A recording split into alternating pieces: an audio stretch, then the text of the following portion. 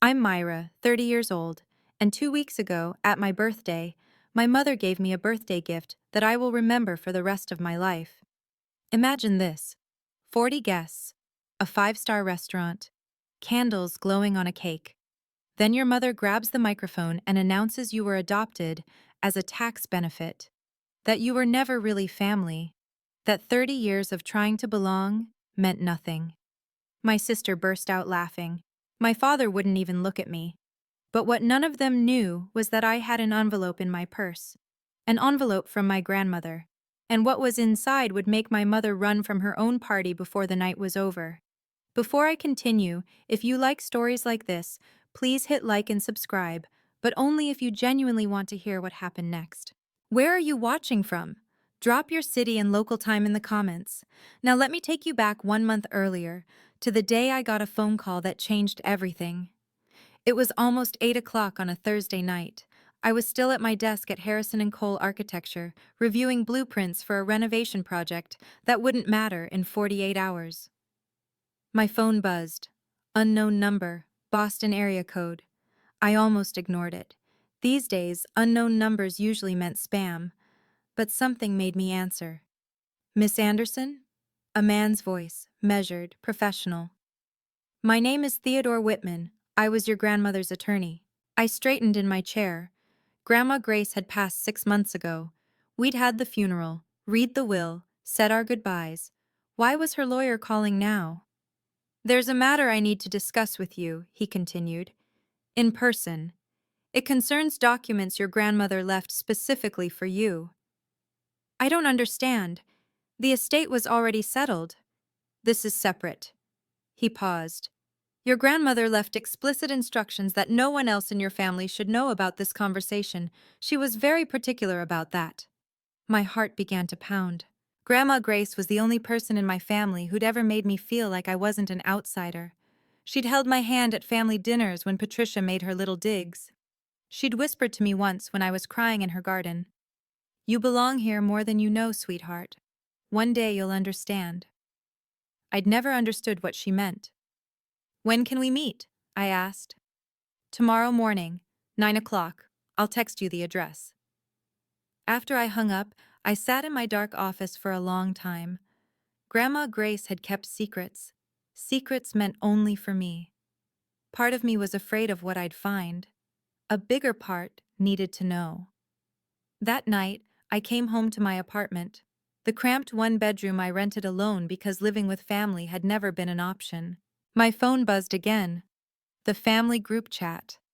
Patricia Anderson, my mother, or rather, the woman who raised me, had sent a message. Big news! We're throwing Myra a 30th birthday dinner at the Sterling. Saturday the 15th, 7 p.m. Everyone's invited. I read it 3 times. The Sterling was one of Boston's most exclusive restaurants. My parents had never, not once in 30 years, thrown me a party like that.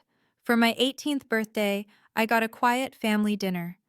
Grocery store cake, a card with nothing written inside except "Happy Birthday."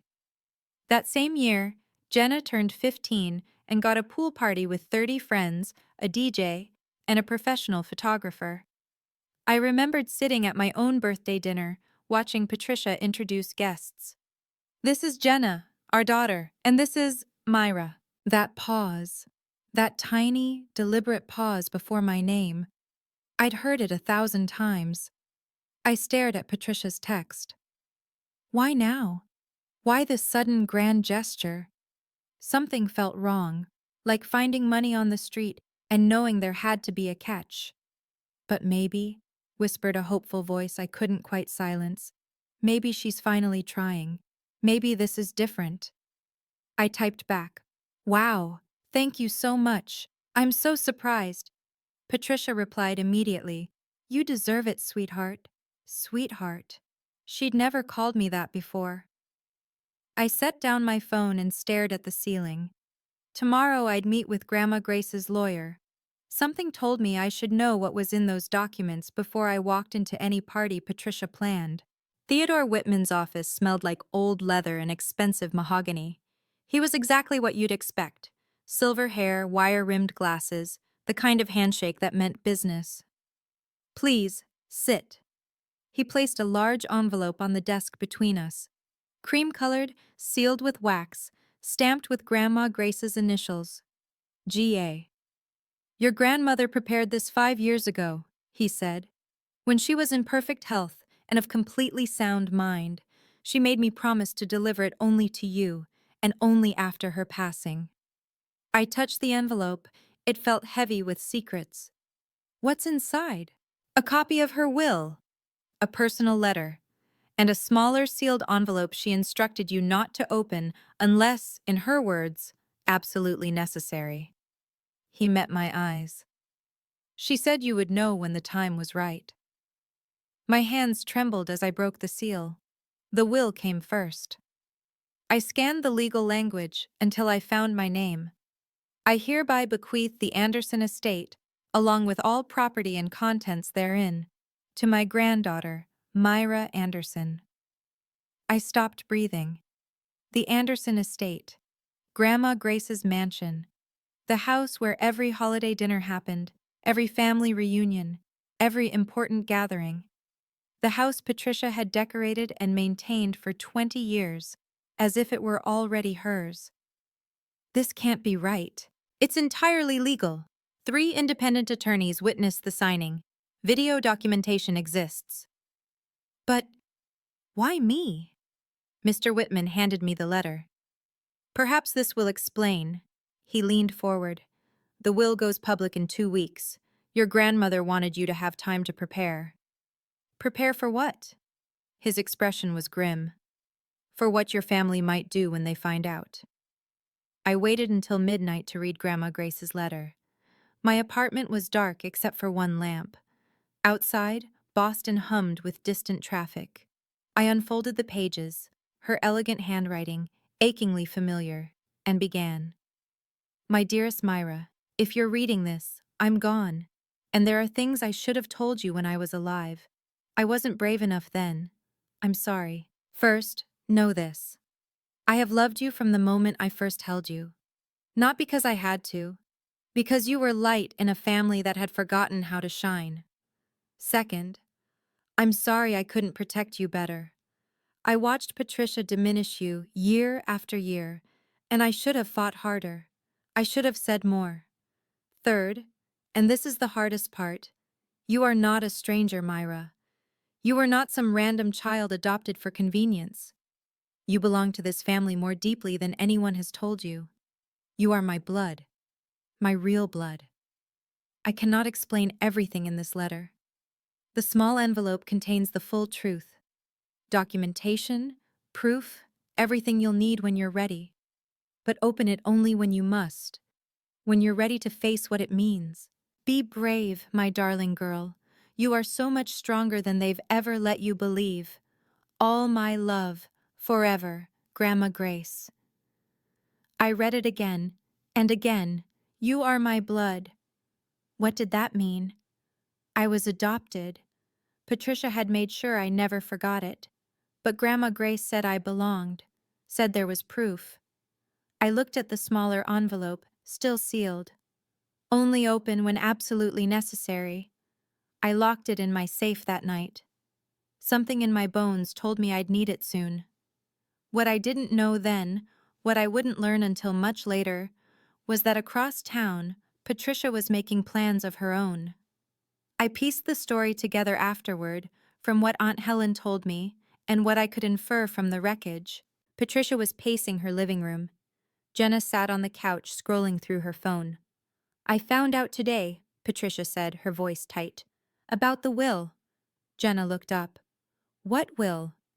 Your grandmother's. That woman left the estate to Myra. Patricia's hands were shaking. The entire thing, the house, the land, everything. What? Jenna dropped her phone. How is that even possible? It's legal. She did it years ago, behind everyone's back, and the will goes public in 2 weeks. But that house, Mom, you've been decorating it for years. You've been planning to... I know. Patricia's jaw tightened. Which is why we need to act now. What do you mean? Patricia stopped pacing. Her eyes went cold. The birthday party. 40 guests. Everyone who matters. Jenna frowned. I don't understand. Myra has spent 30 years trying to earn her place in this family. She's desperate to belong. Patricia smiled, but there was nothing warm in it. If we humiliate her publicly, really humiliate her, she'll be too ashamed to show her face again. And once she's gone, contesting that will become much easier. Jenna hesitated. Mom, that's kind of harsh. That house was supposed to be yours, Jenna. Are you going to let some adopted charity case take it? The hesitation faded from Jenna's face. What do you need me to do? They had no idea what Grandma Grace had left me, and they had no idea I was ready to use it. 1 week before the party, I was at Nordstrom, doing something I rarely did, spending money on myself. A dress. Something beautiful. If my family was actually throwing me a real birthday party, I wanted to feel like I deserved to be there. The emerald one, said a voice behind me. It'll bring out your eyes. I turned. Lucas Smith, my closest friend at the firm, was grinning. Are you stalking me now? Saw you through the window. You looked like you were overthinking. He tilted his head.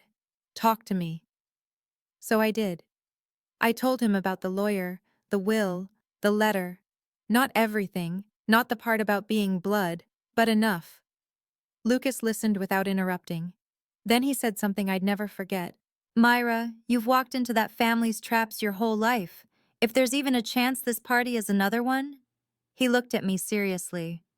Don't go in empty-handed. What do you mean? Bring everything your grandmother left you, just in case. Lucas, I don't want to turn my birthday into a war. You might not have a choice. He squeezed my shoulder. Just be prepared. That's all I'm saying. That night, I laid everything out on my bed. The will, the letter, the sealed envelope I still hadn't opened. The clutch I'd bought was small, barely room for a phone and lipstick, but just big enough for the truth. I tucked the envelope inside. Just in case, I told myself. I didn't know then how right Lucas would be. I didn't know that in 7 days, I'd stand in front of 40 people, and those documents would be the only thing standing between me and complete destruction. The sterling took my breath away. Crystal chandeliers cast dancing light across white tablecloths. Floor-to-ceiling windows framed the glittering Boston skyline. A U-shaped banquet table dominated the room, and at its center sat a chair wrapped in ribbon. My chair. 40 guests had already arrived, relatives I saw once a year, friends of my parents, a few colleagues Patricia had insisted I invite, to make it look real, I'd later realize. Myra, birthday girl. Patricia swept toward me in a navy dress, arms open wide. Her hug was stiff, her smile not quite reaching her eyes. Thank you for all this, I said. It's a lot. You deserve it, sweetheart. That word again, sweetheart. My father, Richard, appeared next. Brief handshake, eyes that wouldn't meet mine. Happy birthday, he murmured, already retreating. Jenna didn't bother with hello. She stood in the corner, phone raised, recording, like she was documenting a zoo exhibit. Then I saw her, Aunt Helen. She'd flown in from California, which she almost never did. My father's sister. The only one who'd ever defended me when I was young. She crossed the room and wrapped me in a real embrace. Warm, protective, and she whispered something that made my blood go cold. Whatever happens tonight, remember, your grandmother would be proud of you. I pulled back. What do you mean? A server called everyone to their seats before she could answer. I sat in my ribbon-wrapped chair, clutch in my lap, scanning the faces around me. 40 witnesses. Whatever Patricia had planned, she wanted an audience. Fine. If she wanted an audience, she'd get one. The envelope pressed against my thigh like a heartbeat. Dinner was fine. Salmon, asparagus, polite conversation. I almost relaxed. Then Patricia stood. She smoothed her dress, walked to the small podium, and tapped the microphone. Conversation died instantly. Thank you all for being here tonight. Her voice was honey. We're celebrating someone very special. Our Myra is turning 30. Applause. Smiles. I gripped my napkin beneath the table. 30 years, Patricia continued. Can you believe it? It feels like yesterday that she came into our lives. Something shifted in her tone. A slight edge, barely perceptible. I've been thinking a lot lately about Myra's journey, about where she came from, about everything this family has done for her. The air in the room changed. I felt it before I understood it. We've supported her through school, through her career, through everything. Patricia's smile widened. We've loved her like she was one of us. Like. My stomach dropped. But I think. Patricia paused dramatically, scanning the room. It's time we were honest. Don't you? Murmurs rippled through the guests. Confused glances exchanged. I looked at my father. He was staring at his plate, shoulders hunched, refusing to look up. I looked at Jenna. Phone raised, recording, smiling. For 30 years, Patricia announced, we've kept a secret. But secrets have a way of coming out, don't they? And I think tonight, on Myra's special day, she deserves to finally know the truth. My heart pounded so hard I could hear it. Across the table, Aunt Helen half rose, face pale. Patricia! Her voice was sharp. Don't do this! Patricia ignored her completely. Myra, sweetheart. She turned to face me directly, eyes glittering. Are you ready to hear the truth? Myra isn't our biological daughter. The words hit the room like a bomb. Gasps, whispers, 40 pairs of eyes swiveled toward me. She's adopted. Patricia's voice rang with something almost like triumph. We took her in when she was 2, and do you know why? I sat frozen, couldn't move, couldn't breathe. Tax benefits. Patricia actually laughed. The government had this wonderful program back then. Adopt a child, get a nice deduction. Richard and I thought, well, why not? We could use the write-off. My ears were ringing. The room blurred at the edges. Somewhere to my left, Jenna's laughter pierced the silence, sharp, cruel, echoing off the chandeliers. So there it is, Patricia continued, spreading her hands wide like a performer taking a bow. The truth. Myra was never really part of this family. She was a financial decision. She turned to me with exaggerated sympathy. I hope this doesn't upset you, sweetheart. But after 30 years of pretending, I thought you deserved honesty. I couldn't feel my hands, couldn't feel anything. 40 people stared at me, some horrified, some pitying. One woman was already whispering to her husband. My father still hadn't moved, hadn't looked up, hadn't said a single word in my defense. Jenna lowered her phone just long enough to call out, "Happy birthday, sis!" More laughter from somewhere. The silence stretched. Patricia waited. She was waiting for me to crumble, to cry, to flee in humiliation.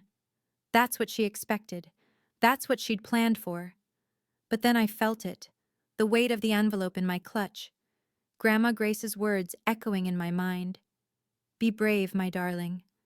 I took a breath, and I stood up. I stood. I didn't speak immediately. I stood there, letting the silence stretch, letting 40 pairs of eyes register that I wasn't crying, wasn't running, wasn't doing any of the things Patricia had scripted in her head. My hands were trembling, but my voice was steady. Thank you, Patricia, for that illuminating speech. Her smile faltered. This wasn't how it was supposed to go. I looked around the room, at relatives who'd treated me like furniture for decades, at family friends who'd watched Patricia belittle me and never intervened, at my father, still refusing to raise his head, at Jenna, phone still recording. Good. Let her record everything. You're right about one thing, I said. It is time for truth. I reached into my clutch. Patricia's expression flickered. Uncertainty crept into her eyes. Myra, this really isn't the... Oh, but it is. I pulled out the envelope. Cream-colored. Grandma Grace's initials stamped in wax. You wanted to do this publicly, Patricia, before 40 witnesses, so let's do it properly. The room went absolutely still. I caught Aunt Helen's gaze. She gave me a small, almost imperceptible nod.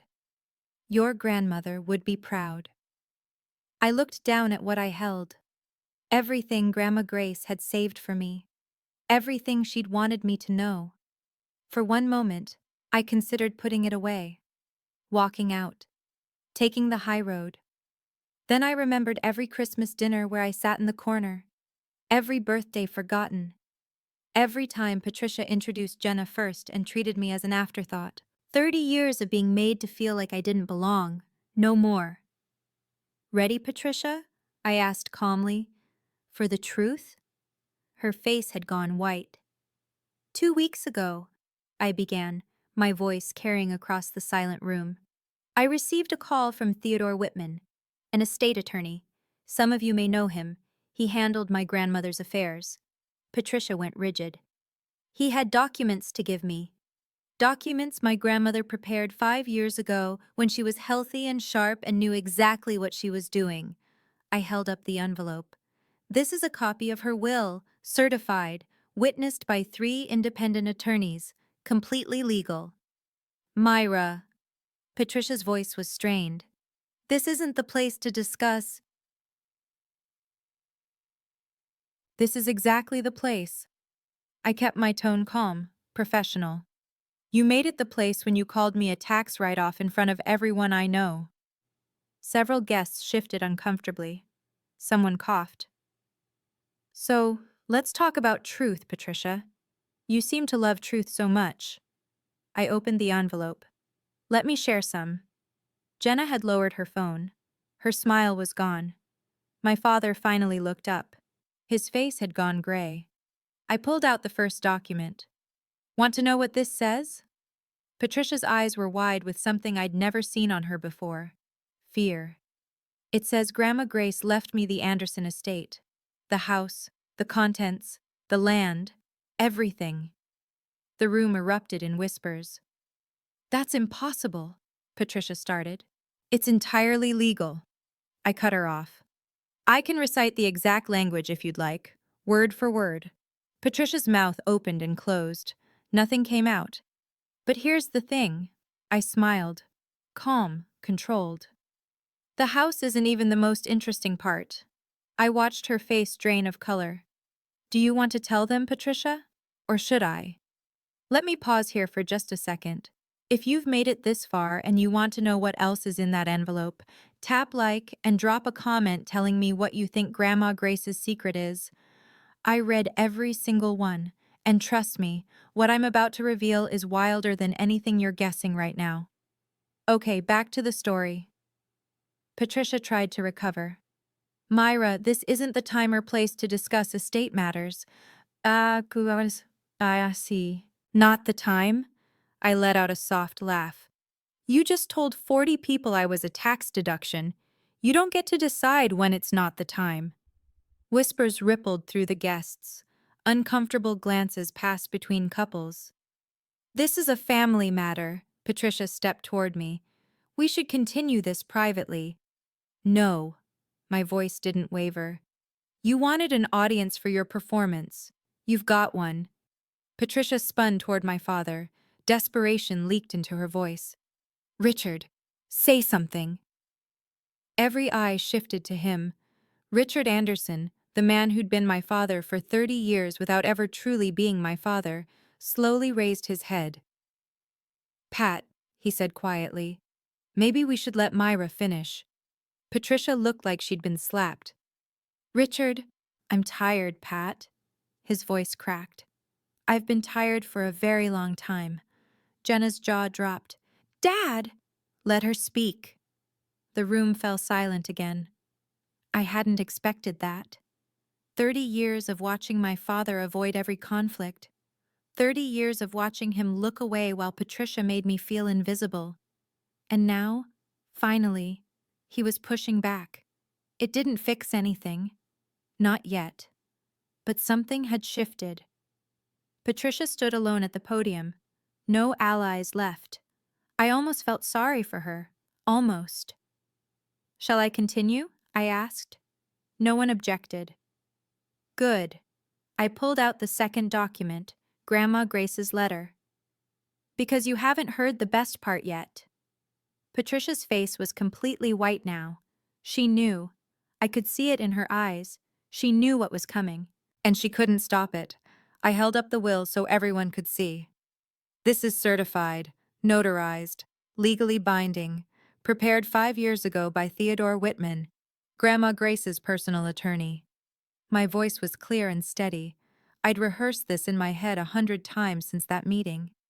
It states that the Anderson estate, the house, the property, all its contents, passes to me, Myra Anderson. Gasps rippled through the crowd. That property has been in the family for 60 years. Grandma Grace lived there her entire married life. I looked directly at Patricia. She left it to me. Not to you, not to Jenna. To me. That's impossible, Patricia sputtered. That house was supposed to… I've maintained that property for 20 years. Maintained it? I tilted my head. Or redecorated it like it was already yours. Someone in the back stifled a laugh.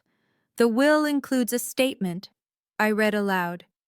I make this decision because Myra is the only person in this family who loved me for myself, not for what I owned. Patricia's face contorted. That senile old woman had no right to… Careful, my voice dropped. That's my grandmother you're talking about. Aunt Helen stood. The will is valid, Patricia. I witnessed it myself. More gasps, more whispers. Patricia whirled on her. You knew about this? Mother was lucid, sharper than any of us. Aunt Helen's voice was ice. She knew exactly what she was doing. I let the moment settle. Let Patricia feel the walls closing in. But here's the thing, I said slowly. The house isn't even the most interesting part. Patricia's eyes went wide. There's more? Someone whispered. Much more. I unfolded Grandma Grace's letter. My grandmother wrote this by hand, and it explains something that changes everything. The room was so quiet, I could hear the chandelier crystals tinkling. I read aloud. My dearest Myra, you are not a stranger who was adopted by chance. You are not some charitable act or tax benefit. You are my blood, my real blood. You are my granddaughter, the daughter of Marcus, my firstborn son. Chaos erupted, guests turning to each other, voices overlapping. Marcus? Who's Marcus? Patricia gripped the podium like she might collapse. That's a lie, she managed. Marcus was Richard's older brother. Aunt Helen's voice cut through the noise. He passed away when Myra was 2. Every head swiveled toward her. He struggled with addiction. Our parents disowned him, pretended he'd never existed. Aunt Helen's voice was steady but heavy with old grief. When Marcus died, Mother was devastated. He had a daughter, a 2-year-old who needed a home. She looked at me, eyes glistening. Mother begged Richard to take her in, to keep Marcus's child in the family. I could barely breathe. Richard had tears running down his face. You're my niece, Myra, Aunt Helen said softly. You always have been. I turned to Patricia. You knew. It wasn't a question. You've known the whole time. She said nothing. Her silence was admission enough. 30 years. My voice shook slightly. You made me feel like an outsider for 30 years, when I had more right to be here than you ever did. Patricia opened her mouth. But I wasn't finished. And that's still not everything. I reached into the envelope and pulled out the smaller sealed packet, the one I hadn't opened until tonight. Grandma Grace had written on it, "Only open when necessary." If this wasn't necessary, nothing would ever be. My grandmother left me one more thing, I said. She told me to open it when I truly needed it. I looked at Patricia, at her white face, her shaking hands. I think now qualifies. Patricia lunged forward. Myra, wait. Whatever's in there. We can discuss this privately. Privately? I held the packet out of her reach. Like you privately planned to humiliate me tonight? Like you privately recorded it so you could share my shame with everyone? She froze. Yes, I figured it out. I glanced at Jenna, who was frantically trying to stop her phone. The public shaming, the recording. You thought if you embarrassed me enough, I'd disappear. Then you could contest the will without a fight. Patricia's mouth worked soundlessly. How did you? It doesn't matter how. I carefully broke the seal. What matters is what's inside. I pulled out 2 items. First, a DNA test result dated 28 years ago. Second, an old photograph, faded at the edges. I studied them for a long moment. My hands trembled, not with fear, but with the weight of understanding finally clicking into place. Grandma Grace kept thorough records, I said quietly. Very thorough. I looked up at Patricia. Would you like to explain these, or should I? Her face had gone from white to green. 40 people held their breath. I finally understood why Grandma Grace had chosen me, and why Patricia had spent 30 years trying to make me feel like I didn't belong. I held up the DNA test. This was taken when I was 2 years old, when Marcus, my father, was still alive. My voice was steady now, grounded in truth. It confirms I'm his biological daughter. I studied the results again, at the detail that had made my breath catch when I first read it. But there's something else, something about Marcus himself. Patricia made a strangled sound. Marcus Anderson, I read clearly, was not biologically related to Harold Anderson, the man listed as his father. The room erupted. What does that mean? Someone called out. It means, Aunt Helen said quietly, that our mother had Marcus before she married our father. He was from a previous relationship. Harold adopted him when they wed, but Marcus was never a biological Anderson. I let that sink in. So Marcus wasn't Harold's biological son. I'm Marcus's biological daughter, which means, I paused. The Anderson family has no blood claim to my grandmother's estate. Her property came from her family, not Harold's. I held up the photograph, a faded image of a young woman holding a baby. Same eyes, same smile. You married into a family, I told Patricia, that has no connection to this inheritance. The estate belongs to Grandma Grace's bloodline. I lifted the photo higher. And that bloodline is me. Patricia swayed. You spent 30 years making me feel like I didn't belong, I said, but I'm the only one here who actually does. Someone started clapping, then another, then half the room. I didn't smile. I wasn't doing this for applause. I was doing it for truth, and the truth was finally free. Patricia attempted one final counterattack. This is ridiculous. That will can be contested. These documents could be forged. They're not forged, Aunt Helen stepped forward. I have video of Mother signing the will. I have the original DNA results in a safety deposit box. And I have 20 years of documentation of exactly how you treated Myra. Patricia whirled on Richard. Richard, are you just going to sit there? Are you going to let them attack your own wife? Every eye turned to him. Richard stood slowly. For the first time all evening, he looked his wife directly in the eye. Myra is my niece, he said quietly. My brother's daughter. She's always been family. His voice cracked. And I've spent 30 years watching you tear her down, watching you make her feel worthless. And I never stopped you. I never protected her. He turned to me. I'm sorry, Myra. I'm so deeply sorry. I nodded. I couldn't speak yet. Patricia looked around the room desperately, at guests who wouldn't meet her gaze, at Jenna crying silently in the corner, at the complete collapse of the perfect image she'd constructed over decades. This isn't over, she hissed. I'll fight this. You'll lose. My voice was calm. The will is airtight. The evidence is documented. And everyone here just heard you call your adopted niece a tax benefit. I stepped closer. You wanted to humiliate me, Patricia. You wanted to make me disappear, but all you did was show everyone exactly who you are. Patricia's face crumpled. For the first time in 30 years, she had nothing to say. I let myself breathe. The anger was still there, coiled in my chest. But I refused to become what Patricia was. I didn't want revenge. I wanted something better.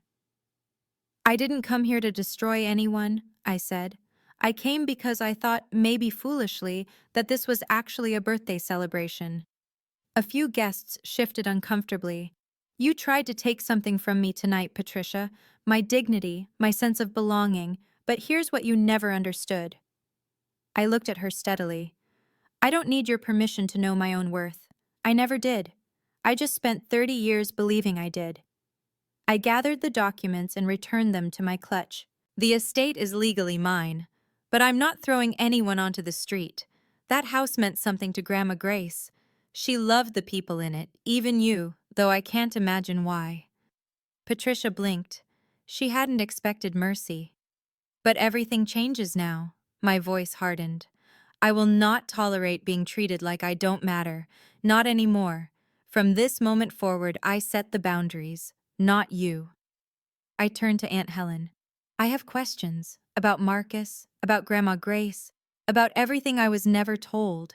She smiled through her tears. I'll tell you everything, sweetheart. I looked around the room one final time. Thank you all for coming to my birthday party. It's been educational. A nervous laugh rippled through the crowd. I picked up my clutch, straightened my dress, and walked toward the exit. Behind me, I heard heels clicking. Rapid, panicked. Patricia was leaving, running from her own party, exactly like I'd said she would. I didn't watch her go. I heard it, though. The sharp click, click, click of Patricia's heels on marble, the rustle of her coat, the heavy thud of the restaurant door. She was gone. Jenna stood paralyzed for a moment, mascara streaking her cheeks. Then she grabbed her bag and ran after her mother without looking at anyone. My father approached slowly. Myra. His voice was raw. I don't know what to say. You don't have to say anything right now. No. He shook his head. I need to. 30 years. 30 years I watched her do this to you, and I said nothing. I should have. He couldn't finish. You're right, I said quietly. You should have. He flinched. But you spoke tonight. That counts for something. I met his eyes. It's not enough. Not yet. But it's a start. He nodded, wiping his face with the back of his hand. I need to go after her. Make sure she's... He trailed off. Marcus would have been proud of you, Myra. I know I have no right to say that. But he would have. Then he was gone too. The room slowly exhaled. Aunt Helen wrapped her arms around me. Your grandmother is smiling right now, she whispered. I promise you. I let myself be held. For the first time in 30 years, I cried. Not from pain, not from humiliation, from release. Someone started humming Happy Birthday. Then another voice joined. Then the whole room, soft and tentative. I laughed through my tears. Happy birthday to me. The best one I'd ever had. The party didn't end when Patricia fled. Somehow, impossibly, it actually began. People I'd barely spoken to my entire life approached me one by one. Mrs. Patterson, who'd been friends with Grandma Grace for decades, squeezed my hands tight. I always sensed something was wrong with how Pat treated you. Your grandmother talked about you constantly, you know. You were her absolute favorite. Mr. Henderson, a family friend since before I was born, shook my hand firmly. That took guts, young lady. Real guts. Lucas appeared at my elbow with 2 glasses of champagne. Doing okay? Honestly? I have no idea. I accepted the glass. I think I'm still processing.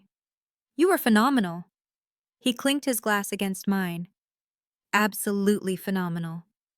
Aunt Helen pulled up a chair and began talking. About Marcus, about the brother she'd lost and the addiction that had stolen him, about his talent and his kindness and the way his face lit up whenever he held baby Myra. He wasn't perfect, she admitted. He made mistakes, but he loved you more than anything in this world. His last months, all he talked about was making sure you'd have a good life. I learned things I'd never known. That Marcus had painted, that there was a portrait of me as an infant that Grandma Grace had kept in her bedroom closet, that his addiction began after a car accident left him in constant pain. He wasn't a villain, Aunt Helen said softly. He was hurting. There's a difference. By midnight, the guests who remained were there because they wanted to be. For me. Happy birthday, Myra, someone called out. I raised my glass. You know what? It finally is. 1 week after the party, the fallout was everywhere. Patricia had vanished from her usual circles. No charity luncheons, no garden club, no carefully curated social appearances. Word had spread. Someone at the party had leaked the story, and Boston's upper-middle-class gossip network ran with it. Jenna lost over 8,000 Instagram followers in 5 days. Brands quietly distanced themselves. Turns out people don't want to buy skincare from someone who laughed at her sister's public humiliation. Then Richard called. Richard. We met at a coffee shop far from the family's usual haunts. He looked like he'd aged a decade in a week. I need to tell you about Marcus, he said. Really tell you. So he did. He told me how Marcus was the golden child once, brilliant, creative, everyone's favorite, until the accident, until the pills, until addiction swallowed everything. Our parents gave up on him, Richard said, pretended he didn't exist. And Mom, your grandmother, never forgave them. Never forgave herself either. She couldn't have saved him. No, but she saved you. He looked at me with red-rimmed eyes. She made me promise to take you in, raise you as my own. And I did, but I failed at the rest. I let Patricia control everything, let you grow up feeling unwanted. Why? Because I was a coward, his voice broke, afraid of confrontation, afraid of Patricia, afraid of everything. I didn't forgive him that day. I wasn't ready, but I didn't walk away either. This isn't the end, I said, but it might be a start. He nodded, tears streaming. Baby steps. That's all any of us can take sometimes. I know this story is heavy. If you've ever had to set boundaries with toxic family members, if you've ever felt like an outsider in your own home, I want to hear from you. Drop a comment, share your story. I read every single one, and honestly, knowing I'm not alone in this helps more than I can say. Okay, let me tell you what happened when I finally visited the estate. 2 weeks after the party, I drove to the Anderson estate. I'd been avoiding it.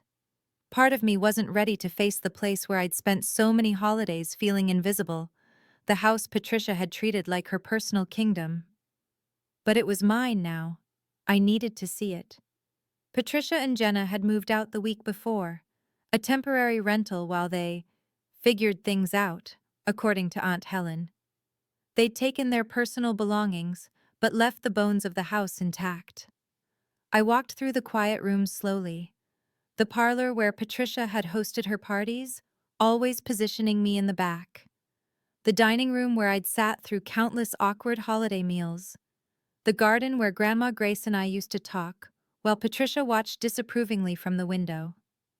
I climbed the stairs to Grandma Grace's bedroom. It still smelled like her. Lavender and old books. I sat on her bed and let the tears come. In her closet, behind winter coats and hat boxes, I found something I'd never seen. A cardboard box worn at the corners. Inside were photographs. Dozens of them. Marcus as a child. Marcus as a teenager with paint-stained hands. Marcus holding a newborn baby. Me. Grinning at the camera like he'd won the lottery. On the back of that last photo, in Grandma Grace's handwriting, Marcus and Myra, my two greatest loves. 1994. I pressed the photo to my chest and sobbed. I'd never seen his face until now. But looking at him, I saw myself. The same eyes, the same crooked smile. I wish I'd known you, I whispered to the empty room. The house was silent, but for the first time, It felt like home. 3 weeks after the party, my phone rang. Jenna. Every instinct screamed to let it go to voicemail, but curiosity won. "Please don't hang up," she said immediately. "Please." I sat down. "I'm listening." "Can we meet? Somewhere neutral. I need to. I don't know. I need to talk." We met at a coffee shop on the other side of the city. Jenna looked different. Smaller somehow. No perfect makeup. No Instagram-ready outfit. Just a tired young woman in jeans and a wrinkled sweater. "I'm not here to apologize," she said immediately. "I mean, I know I should. But I'm not there yet." "Then why are you here?" She stared at her untouched latte. "I need to understand why Grandma loved you more." I blinked. "What?" "She always looked at you differently, like you were special." Jenna's voice cracked. "She never looked at me that way. Not once. Mom always said it was because you were the poor orphan and Grandma felt guilty. But that wasn't it, was it?" "No, it wasn't. You were actually her granddaughter. By blood." Jenna laughed bitterly. "And I was just the consolation prize. Jenna, Mom told me my whole life that I was the real daughter, that you were the interloper." Her eyes welled up. "But maybe I was the one who never really knew where I stood." I didn't know what to say. "I'm not asking for forgiveness," she continued. "I don't deserve it. But is there any chance, ever, that we could start over?" I considered the question. "The door isn't closed," I finally said, "but you're going to have to earn your way through it." She nodded. It was the beginning of something. I just didn't know what yet. 1 month after the party, I made a list. Not a revenge list, a boundary list. Patricia. No contact. Not welcome at the estate. If she wanted to communicate, it would go through attorneys. Richard. Limited contact. Open to rebuilding, but slowly. Trust would be earned, not assumed. Jenna. Wait and see. She'd shown a crack in her armor, but cracks can seal over. I'd believe real change when I saw sustained evidence. Aunt Helen. Family. Real family. The kind I'd always wanted. I began making small changes to the estate. Nothing dramatic. I wasn't trying to erase memories. But I converted Grandma Grace's bedroom into a memorial space. Her photographs, Marcus's artwork, the portrait of infant me that he'd painted before he died. A tribute to the people who'd loved me before I could remember. Then I did something bigger. I created the Marcus Anderson Memorial Scholarship Fund for kids aging out of foster care who wanted to study art or architecture. "Because your father never got a second chance," Aunt Helen said when I told her. "But maybe someone else can." Exactly. The first recipient was a 17-year-old girl named Maya. She'd been in the system since she was 9. No stable home, no family who chose her. But she could draw like nothing I'd ever seen. At the scholarship ceremony, she tugged on my sleeve. "Did you ever feel like you didn't belong anywhere?"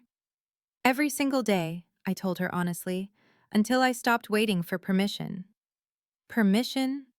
To belong, to matter, to take up space. I smiled at her. "You don't need anyone's permission, Maya. Neither did I.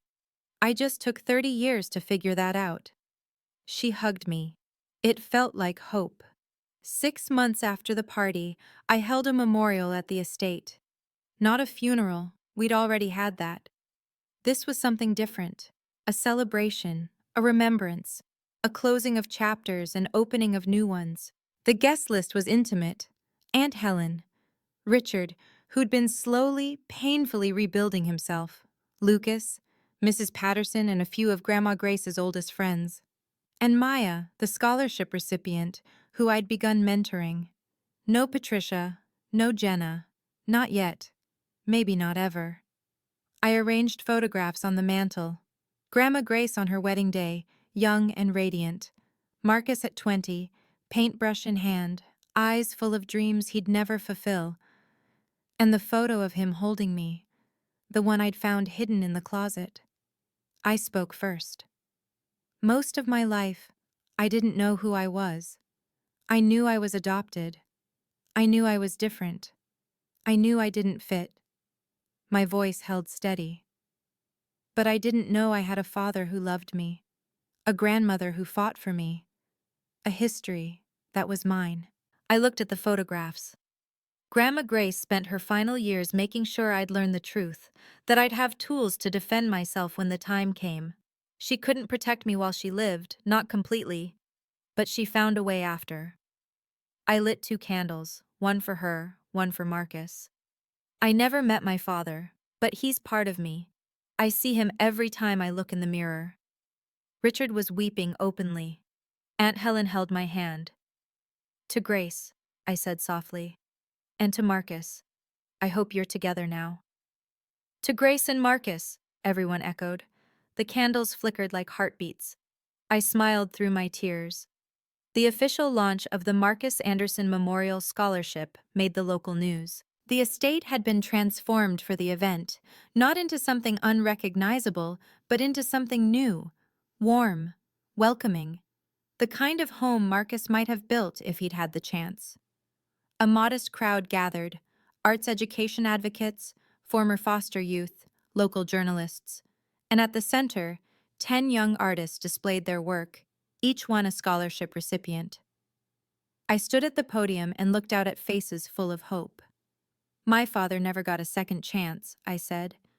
He struggled, and when he reached out for help, he was turned away, disowned, erased. I took a breath. I don't want any child to feel erased. I don't want any artist to believe their dreams aren't worth fighting for. I gestured toward the scholarship recipients. These young people aren't charity cases. They're not tax deductions. A knowing laugh rippled through the crowd. They're the future, and they deserve every opportunity to shine. Afterward, Maya, the first recipient, tugged my sleeve. Ms. Anderson, can I ask you something? Always. Did you ever feel like no matter what you did, people would always see you as less? I knelt to her level. Every day of my life, until I learned something important. What? Their opinion of me wasn't my truth. My truth was mine to create. I smiled. And so is yours. She hugged me, quick and fierce. Thank you, she whispered, for making me feel like I matter. I hugged her back just as tightly. You do matter, Maya. You always have. The cameras flashed, but I wasn't thinking about press coverage. I was thinking about legacy and how it doesn't end. It transforms. That night, I sat alone in Grandma Grace's room. The candles from the memorial still flickered on the mantel. The photographs watched over me. Outside the window, Boston glittered against a clear winter sky. I thought about everything that had changed, what I'd lost, the fantasy of a loving family, the delusion that if I just tried hard enough, Patricia would accept me, the version of myself that bent and broke and begged to fit into a space that was never built for me. What I'd gained? Truth, identity, real connections with people who chose me, Aunt Helen, Richard in his imperfect way, friends who showed up, freedom from seeking validation I was never going to receive, and something harder to name. Peace. I looked at the photo of Marcus. I wish you could see me now, I whispered. I think you'd be proud. The candle flame danced as if in response. Grandma Grace had taught me something profound through her final gift. You can't force people to love you. You can't contort yourself into belonging somewhere that refuses to hold space for you. But you can build a life where you belong to yourself first, where your worth isn't a verdict handed down by others. That's what I'd finally done. I picked up my phone and typed a note. Things I know for certain. 1. I am worthy of love, my own first. 2. I don't need permission to belong. 3. Boundaries aren't cruelty, they're self-preservation. 4. The people who matter will choose you, release the ones who don't. I saved it. Then I stood, blew out the candles, and walked toward my future. Behind me, the house settled into quiet. I was finally home. Here's what I've learned. After everything that happened, I spent a lot of time trying to understand Patricia. Not to forgive her, I'm not there and I may never be, but to make sense of it. A therapist explained it to me this way. People like Patricia don't hate you because something's wrong with you. They hate you because you represent something they can't face in themselves. Marcus was the family's shameful secret, the failure they wanted to erase. And every time Patricia looked at me, she saw him. She saw everything the Anderson name wanted to bury. Her cruelty was never really about me. It was about her own fear, fear of losing control, fear of exposure, fear of not measuring up. She managed that fear by making me small, by making me the problem instead of examining her own reflection. That doesn't excuse a single thing she did, not even close. But understanding it helped me stop blaming myself. And me? My weakness was always believing I had to earn love. I spent 30 years auditioning for acceptance, performing, bending, shrinking, trying to prove I deserved a seat at a table that was never going to welcome me. The truth is, you don't prove you're worthy of love. You simply are. If you're watching this and you're trapped in a relationship, family, romantic, friendship, where you constantly feel like you have to justify your existence, ask yourself, why am I performing? And for who? The people who genuinely love you will never make you audition for it. That's the lesson. That's what 30 years of pain finally crystallized into clarity. NCTA. Thank you for staying with me through this whole story. If any of it resonated, if you've ever felt like an outsider in your own family, if you've ever had to draw lines you were terrified to draw, if you've ever discovered a truth that rebuilt everything, I want to hear about it. Leave a comment. Tell me your story. I read every single one, and I promise you this, you're not alone. If this story meant something to you, hit subscribe, not for the algorithm, but because if you're still here, you probably understand what it means to fight for your own worth. And I want to keep sharing stories like this with people like you. Check the description for more. And remember, you don't need anyone's permission to belong. You never did. See you in the next one.